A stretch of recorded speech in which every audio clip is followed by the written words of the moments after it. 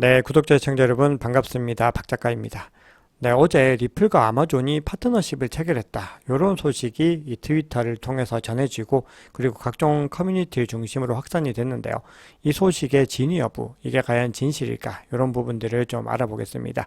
그리고 ETF 승인 가능성에 대해서 최근에 블룸버그에서 가능성을 상향 조정했는데 이번에는 번스타인이라고 하는 증권사에서도 상승 가능성이 더 높아졌다라고 언급을 하면서 만약에 승인이 되면 어떤 일들이 일어나게 될 것인지에 대해서 좀 설명한 부분들이 있어서 그 부분에 대해서도 말씀을 드리겠습니다. 자, 그리고 이런 상황에서 우리 캐시우드 돈나무 언니가 새로운 암호화폐 ETF를 또 신청을 했습니다. 자, 그래서 이 시장이 어떻게 흘러가게 될지 전반적인 이야기들을 나눠보겠습니다. 오늘 영상이 도움이 되셨다면 구독, 좋아요, 알림 설정, 댓글 정중하게 부탁드리겠습니다. 네, 미국의 3대 지수부터 보겠습니다. 다우지수는 사실상 횡보로 마감을 했는데요. 어제 나스닥은 1% 이상 상승을 했습니다. 이 엔비디아의 주가가 급등하면서 이 나스닥 시장을 하드캐리하는 그런 모습들을 보였습니다. 하루 사이에 7% 이상 급등을 했죠. 최근에 이 미중 패권 경쟁으로 인해서 엔비디아를 비롯해서 반도체주가 많이 눌리는 모습들을 보였는데 AI 관련주는 여전히 낙관론이 더 유효하다라는 증권사들의 분석이 나오면서 크게 반등하는 모습을 보였습니다. 자, 우선 크게 두 가지 직접적인 요인이 있는 걸로 보이는데요. 사우디아라비아와 아랍에미리트가 AI 소프트웨어 구축을 위해서 이 엔비디아 반도체를 대량으로 매집하겠다라는 소식이 전해졌고요. 모건 스탠리는 엔비디아를 본인들의 최선호 종목으로 유지하겠다라고 보고서를 발표를 하면서 이 가격이 크게 오르는 모습들을 보였습니다. 자, 어제는 중요한 경제지표가 발표된 게 없었고요. 오늘은 소매 판매와 수출입 물가지수가 발표가 되는데 우선 소매 판매를 조금 더 집중적으로 봐야 됩니다. 자, 근데 소매 판매가 지금 보시면은 전달이 0.2였는데 0.4% 상승을 할 것이다 라고 이 예측이 나왔습니다. 그러니까 상승폭이 더 커진 거죠. 이 얘기는 사람들이 더 많은 상품을 구매하고 있다는 거고 그만큼 경제가 호황이다라는 의미로 해석할 수 있습니다. 따라서 인플레이션 상승에도 영향을 미칠 수가 있겠죠. 자, 그러면 거시경제 상황들, 금리 추이에 대해서 전반적으로 이제 정리를 해드리면 골드만삭스가 최근에 보고서를 내놨는데요. 9월에 금리를 동결한 이후에 11월에 아마도 금리 인상은 더 불필요하다라고 선언할 것이다. 뭐 이런 예상을 내놨습니다. 자, 그리고 내년 2분기부터 금리 인하가 시작될 것이다. 이런 전망을 했는데 지금 경제 지표들의 어떤 추이들을 보면은 이걸 확신하기는 좀 어려워질 것 같아요. 왜냐하면 지금 경제가 빠르게 회복세를 보이면서 지금 고금리로 계속해서 압박을 해야 될 가능성들이 있거든요. 그럼에도 다음 달에 금리를 동결할 것이다 라고 하는 전망이 소폭 하락했지만 87.5%로 절대적으로 높은 수치를 기록하고 있습니다. 네, 그러면 비트코인 차트를 보겠습니다. 어제 비트코인은 뭐 나름의 무빙을 보여줬습니다. 여기서부터 여기까지 움직였고 30K 근처까지 좀 다가가는 것처럼 보였는데 가지 못하고 또 하락을 하는 모습을 보였죠. 그래서 지금 촬영 시점 기준으로는 29.4K에 머물고 있습니다. 리플 같은 경우는 비트코인보다 어제 상승폭이 조금 높긴 했는데 여전히 이 가격대에서 계속해서 지지부진한 움직임을 이어가고 있습니다. 네, 어제 비트코인은 0.36% 상승을 했고요. 이더리움은 0.19%, XRP는 1.1%로 상승폭이 좀 컸습니다. 그리고 그 전날 좀 많이 하락했던 솔라나의 경우는 거의 4% 가까운 상승세를 보여줬습니다. 공포 및 탐욕 지수는 3계단 하락해서 53입니다. 네, 그러면 CBD 차트를 보겠습니다. 자, 먼저 매수벽부터 보겠습니다. 자, 매수벽 같은 경우는 지금 28K 아래 27.9K 부근에서 가장 두껍게 형성되어 있습니다. 그러니까 내려가더라도 이 구간이 가장 강력하게 지지 구간으로 작용할 가능성이 있다는 거죠. 그리고 28.5K에서도 뭐 제법 두껍게 형성이 되고 있습니다. 자, 그런데 이보다는요, 지금 28.9K 부근에 가장 또 두껍게 형성이 되어 있습니다. 그래서 이 구간들이 단기적으로 지지 영역으로 작용을 할 가능성이 높고요. 지금 어제도 거의 이 부분까지 갔다가 다시 반등하는 모습들을 보였습니다. 자, 근데 매도벽 같은 경우는 이제 약간의 변화들이 생겨나고 있는데요. 자, 이 구간에서는 없었던 지금 30K 매도벽이 조금씩 더 짙어지는 모습들을 보이고 있습니다. 그런데 이 위에 있는 이 30.5K에 있던 이 매도벽이 갑자기 노란색에서 빨간색으로 옅어지는 모습들을 보이고 있어요. 그래서 지금 이 30K를 뚫고 올라가면은 30.5K까지는 조금 더 수월하게 뚫고 올라가서 31K까지 갈 수 있지 않을까라는 아주 조심스러운 추측을 해보는데요. 이거는 뭐 CBD 차트 상으로 하는 제 나름의 개인적인 해석입니다. 자, 근데 결국 문제는 지금 31K에서 매도벽은 굉장히 더 두꺼워지고 있다는 거거든요. 노란색에서 지금 흰색으로 더 두꺼워지고 있기 때문에 이 구간을 뚫고서 대세 상승장으로 가는 이 단계가 굉장히 중요합니다. 그리고 지금 가격이 계속해서 지지부진한 이유에 대해서도 뒤에서 좀 설명을 드려보겠습니다. 자, 그럼 고래들의 움직임을 좀 보면요. 지금 가장 큰 규모의 갈색 고래 같은 경우는 이 구간에서 계속해서 부분 매도를 하고 있습니다. 그래서 매도를 하고 좀 쉬었다가 매도를 하고 이게 반복이 되고 있고, 그 구간 동안에 두 번째로 큰 규모의 이 보라색 고래 같은 경우는 계속해서 이 추세상으로 지금 매수를 하고 있습니다. 그런데 보시면은 가격 변화와 이 보라색 고래의 움직임이 거의 동일하게 지금 나타나고 있습니다. 지금 보시면은 이렇게 올라가죠. 근데 지금 약간 꺾이는 모습들을 보이는데, 자, 이 구간에서 이 빨간색 고래가 좀 진입하는 모습들을 또 보여주고 있습니다. 그리고 나머지 두 고래는 계속해서 던지고 있죠. 지금 눈여겨봐야 되는 거는 이 상위 세 개의 고래들이 다시 어떤 움직임들을 보일지를 조금 더 지켜봐야 됩니다. 네, 인투더 블록에서 제공한 이 매물대 자료를 한번 보시면요. 지금 현재 가격이 요 구간에 위치를 하고 있습니다. 가격대가. 근데 가장 가까운 데 있는 이 매물대가 여기인데, 지금 여기에 굉장히 많은 매물대가 몰려 있어요. 가격으로 보시면은 지금 29.6K와 30.5K 정도에 다 가격이 몰려 있다는 거거든요. 여기에 209만 개의 주소가 87만 4,570개의 비트코인을 무려 매수를 한 겁니다. 그래서 이 저항선을 뚫지를 못하는 거예요. 여기 매물대가 너무 두껍게 형성이 되어 있기 때문에 이 구간을 뚫고 올라가는 것이 굉장히 어렵다는 거거든요. 그래서 이 구간을 뚫고 그 다음 여기 지금 보시면 그 다음 매물대를 한번 보시면은 31.4K 정도까지 머물러 있는데, 거기서 매도벽과도 약간 비슷한 포지션으로 지금 겹치고 있는 게 보이죠. 그래서 이 구간을 뚫고 나면은 이 구간을 뚫는 거는 상대적으로 더 완만한 편이고요. 이 구간까지 뚫어내고 나면은 매물대가 굉장히 옅어지는 걸 볼 수가 있어요. 그래서 지금 추세에서 이 중요한 구간들을 뚫어내는 것이 가장 중요하다고 볼 수 있고, 지금 알리라고 하는 사람은 이 구간을 뚫는 거는 비트코인에게 큰 승리가 될 것이다, 이렇게 주장을 하고 있습니다. 자, 지금 변화의 움직임들이 조금씩 보이고 있는데요. 웨일 알럿에서 무려 12.8년간 휴면 상태에 있던 이 비트코인 고래 주소가 새 주소로 1005BTC를 전송을 했습니다. 그래서 지금 약간 또 변화의 조짐이 보이지 않는가라고 사람들이 기대를 하고 있는데요. 시장의 변동성이 커지려면은 계속해서 단기 자본들이 유입이 돼야 되는 겁니다. 그래서 가격들을 끌어올려줘야 되는데요. 지금 시장의 좀 중요한 상황들을 한번 보고서 지금 최근에 일어나고 있는 변화들을 또 보도록 하겠습니다. 이 리얼라이즈드 캡, 실현 시가총액은 굉장히 중요한 지표라고 제가 커먼 체인에서도 말씀을 드렸죠. 자, 지금 올해 들어서 지금 가격의 흐름들, 이 기울기를 보시면은 계속해서 확장 추세를 지금 이어가고 있다라는 걸 볼 수가 있습니다. 그리고 총 160억 달러 이상의 가치가 유입이 되었거든요. 그래서 지금 시장의 전반적인 상황은 추세상으로는 상승의 흐름들이 꺾이지 않았다라고 지금 볼 수가 있는데요. 만약에 불장이 왔을 때는 어느 정도로 기울기가 형성되느냐, 바로 이런 흐름들이 나오게 된다는 겁니다. 그래서 지금 계속해서 횡보를 하고 있는 거는 제가 늘 강조드리지만 대축적 기간이다라는 거죠.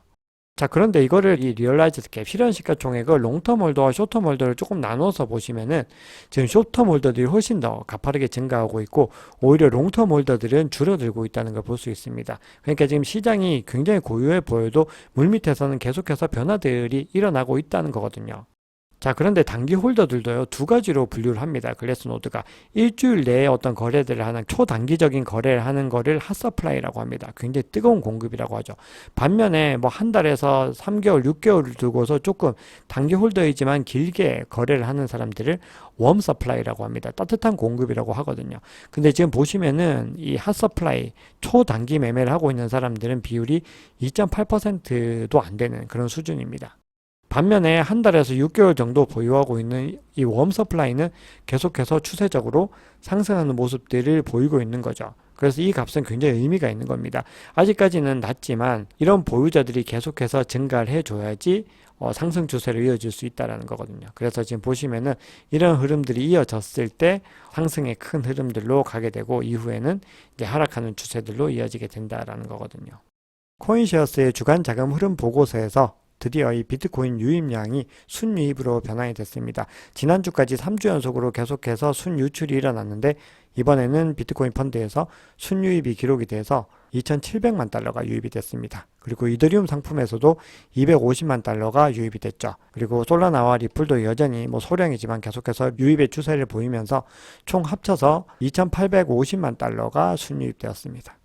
자, 어제 뉴스 하나가 전해졌는데요. 저희 커뮤니티에서도 누군가 이제 소식을 전해주셔서 많은 분들이 이게 호재다라고 말씀을 하셨는데, 이게 어떤 뉴스냐면은 아마존이 신속한 글로벌 결제를 위해서 XRP를 수용하고 리플과 협력한다. 이런 내용이었는데, 이게 이제 크립토 기기라고 하는 사람이 올린 거예요. 이게 가짜뉴스로 판명이 거의 됐죠. 만약에 이게 진짜 뉴스라면은 가격이 거의 날아가야 되죠. 왜냐면 아마존 하면은 전 세계 최고의 회사잖아요. 근데 그런 회사와 협력을 맺었다라는 거는 리플에게는 엄청난 호재가 되는 거죠. 근데 이게 전혀 가격이 요지부동했다라는 거는 사실이 아니란 거고, 외신들을 찾아봐도 거의 다루는 곳이 없다는 거죠. 근데 요거는요, 예전에 나온 한 3, 4년 전 기사를 갖다가 이 사람이 지금 울거먹은 겁니다. 그리고 이 크립토 기기라고 하는 사람이 계속해서 이런 가짜뉴스들, 특히 리플에 대한 가짜뉴스들을 많이 양산하기로 굉장히 유명한 계정입니다. 자, 그래서 제가 리플에 대한 영상들을 요즘에 계속해서 업로드를 하고 있죠. 그 이유가 이런 호재 뉴스들에 의해서 많은 투자들이 일어나게 되는데, 사실은 이 리플이 가짜뉴스도 가장 많다는 거거든요. 그래서 우리는 늘 리플에 투자할 때, 물론 리플을 넘어서 모든 암호화폐에 투자할 때는요, 이 기사의 진위 여부와 이 진실성들을 계속해서 확인을 해야 됩니다. 그래서 투자가 굉장히 어려운 거죠. 근데 리플이 계속해서 사업을 확장하고 있는 거는 제가 어제 팩트라고 말씀을 드렸죠. 최근에 5월 20일 기사인데요. 아마존의 CFO 출신을 영입을 했습니다. 그리고 이더리움의 창시자인 비탈릭 부테린도 리플에서 인턴으로 근무를 하려고 했던 그런 적이 있습니다. 그만큼 이 리플에는 굉장히 뛰어난 인재들이 많이 영입이 되어 있는 상황이죠. 증권사 번스타인이 보고서를 냈는데요. 비트코인 현물 ETF의 승인 가능성이 높아졌다라고 주장을 하고 있습니다. 자, 그러면서 만약 승인이 이루어지면은 비트코인 현물 ETF는 2, 3년 내에 시가총액이 현물 시총의 10%에 달하는 상당한 규모로 성장하게 될 것이다 라고 주장했습니다. 자, 이 얘기는 현물 ETF가 승인되고 나서 이 모든 시나리오가 끝이 아니라 이 승인이 되고 나서도 계속해서 새로운 자본이 유입될 것이기 때문에 비트코인은 장기적으로 보유해야 되는 자산이다라는 의미로 저는 좀 해석이 되고 있습니다. 자, 그리고 이 보고서에서는 새로운 암호화폐 사이클에 대해서도 언급을 하고 있는데요. 스테이블 코인과 실물자산 토크나 같은 개념들을 언급하고 있습니다. 자, 블룸버그의 ETF 전문 애널리스트입니다. 에릭 발추너스라고 하는 사람이 이번에는 또 이런 소식을 전했습니다. 자산운용사 아크인베스트가 새로운 암호화폐 및 블록체인 테마 ETF에 대한 출시 신청서를 제출했다라고 합니다. 그리고 이 티커는 ARKD입니다. 요거는 지금 아크가 지금 현재 제출해 있는 비트코인 현물 ETF와는 다른 겁니다. 그거는 ARKB거든요. 근데 요거는 ARKD입니다. 그러니까 이 돈너머니가 지금 이 기회에 굉장히 적극적으로 공세적으로 지금 사업을 추진하고 있다는 걸 갖다가 볼 수가 있죠. 자, 그리고 이 에릭 발추너스는요, 비트코인 현물 ETF의 승인 가능성을 50%에서 65%로 상향 조정한 이 장본인이기도 합니다. 자, 외신들이 지금 계속해서 비트코인 현물 ETF에 대해서 언급을 하고 있습니다. 그러면서 지금 파괴적 혁신이라고 하는데요. 이 파괴적 혁신은 이 아크인베스트가 늘 자주 쓰는 용어이죠. 자, 그럼 왜 이걸 파괴적 혁신이라고 부르는지 한번 보겠습니다. 자, 비트코인 현물 ETF가 승인이 되면요, 이 여파가 비단 미국에 그치지 않는다는 겁니다. 홍콩을 비롯해서 아시아 증시에서도 머지않아 다 출시될 것이라는 거죠. 한국도 예외가 아닐 거라고 저는 생각을 합니다. 만약에 그렇게 되면은 전 세계의 많은 투자자들이 이 비트코인 투자를 갖다가 매우 쉽게 할 수 있는 거죠. 자, 그러면서 이렇게 얘기합니다. 이 ETF는 거대한 비즈니스인데 블랙락은 ETF를 통해서 약 3조 달러 규모의 자산을 운영하고 있는데, 이 비트코인 ETF, 이 암호화폐 ETF 출시 승인은 단순히 비트코인이 메인스트림 합류, 즉 주류가 되는데 그치지 않고 이 시장의 성숙도를 제고하고 가격의 안정성을 확신할 수 있는 혁신에 가깝다라고 주장을 하고 있습니다. 자, 그리고 특히나 중요한 거는 이 기관 투자자들에게 규제 적격 커스터디 수단이 생긴다는 거는 그만큼 투자자 보호 기준이 확립된다는 의미이기 때문에 전 세계 기관들이 엄청난 자금이 유입될 수 있다라는 겁니다. 자, 어제 현재 바이든 행정부에서는 비트코인 현물 ETF 출시가 어렵다라고 했던 존 리드 스타크 전 SEC 위원장이요, 이번에는 어떤 이야기를 하고 있냐면은 SEC는 원래 의무와 권한에 있어서 매우 독립적인 기관이었는데 오늘날 SEC가 특히 암호화폐와 관련해서 정치화되어 있는 것이 매우 안타깝다라고 합니다. 그러면서 정말 부끄러운 일이라고 주장했습니다. 자, 이 얘기는 지금 현재 게리 갠슬러 SEC 위원장이 정치꾼이다라는 의미이고 지금 민주당과 이 바이든 행정부의 입맛에 맞게 지금 계속해서 칼질을 하고 있다라는 겁니다. 자, 그렇기 때문에 이런 식으로 운영을 해서는 오래가지 못할 것이다라고 이야기를 하는 것이죠. 이제 이번에는 좀 악재에 가까운 소식을 하나만 공유를 드리겠습니다. 자, 마이클 벌이 굉장히 유명하죠. 영화와 소설 빅쇼트의 뭐 주인공이기도 합니다. 자, 이 사람이요, 뭐 쇼 포지션을 늘 치는 걸로 뭐 워낙 유명합니다. 늘 뭐 숏을 치는 사람인데 이번에도 주식시장에 쇼 포지션이 확대됐다. 뭐 이런 소식이 전해졌습니다. 그래서 비트코인에 영향을 줄 가능성이 있다라고 암호화폐 전문 미디어가 어떤 기사를 냈는데 그 요약 부분만 좀 전해드리겠습니다. 자, 공식 트위터를 통해서요. 마이클 버리가 주식시장에 대규모 레버리지 숏 포지션을 담았다. 이게 지금 포트폴리오의 93%가 숏 포지션이고 이렇게 크게 베팅한 거는 지난 금융위기 때인 2008년 이후 처음이다라는 겁니다. 자, 그래서 이렇게 결론을 내립니다. 비트코인은 금융위기에 강하다는 의견과 관련해서는 이것은 완전히 틀린 말이다. 주식이 폭락할 때 비트코인도 폭락할 것이다.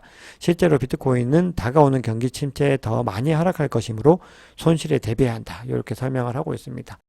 네, 그러면 차트 관점들을 볼 텐데요. 지금 추세적인 변화가 하나도 없기 때문에 어제 보여드린 장표와 지금 다른 장표입니다. 최신화된 장표로 업그레이드를 했는데 그럼에도 내용이 거의 동일합니다. 그래서 결론만 좀 말씀드리겠습니다.